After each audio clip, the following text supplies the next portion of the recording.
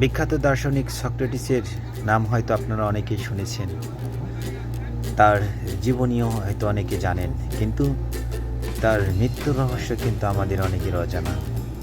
দর্শক, আজকে আমার কাছে মনে হয়েছে সক্রেটিসের মৃত্যুর রহস্য নিয়ে আপনাদের সঙ্গে কিছু কথা শেয়ার করি। সক্রেটিসের মৃত্যুর জন্য উল্লেখযোগ্য যে কারণটি রয়েছে, সক্রেটিসের একমাত্র শিষ্য প্লেটো তার গ্রন্থের মধ্যে লিখে গেছেন যে সক্রেটিসের মৃত্যু হয়েছিল তার তৎকালীন শাসক গোষ্ঠীর বিরুদ্ধে এবং তরুণ সমাজের বিরুদ্ধে লেখালেখির কারণে। তাকে দোষ দেওয়া হয়েছিল তরুণ সমাজের চরিত্রহীনতার এবং শাসক গোষ্ঠীর বিরুদ্ধে অপপ্রচার চালানোর জন্য তাকে সে সময় মৃত্যুদণ্ড দেওয়া হয়। এবং মৃত্যুদণ্ডটি কীভাবে কার্যকর হয়েছিল, হিমলক বিষপানের মধ্য দিয়ে তার মৃত্যুদণ্ডটি কার্যকর করা হয়।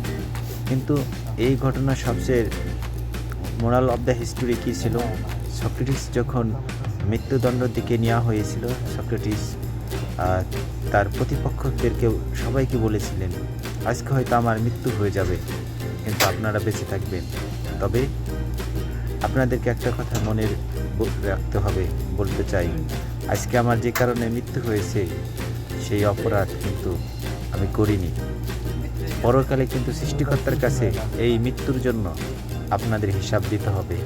পরকালে আমি কেমন থাকবো জানি না, তবে আপনারা কেউই ভালো থাকবেন না। আর একটা কথা মনে রাখবেন, আপনারও কিন্তু একটা সময় নিঃশেষে প্রাণহানি হবে।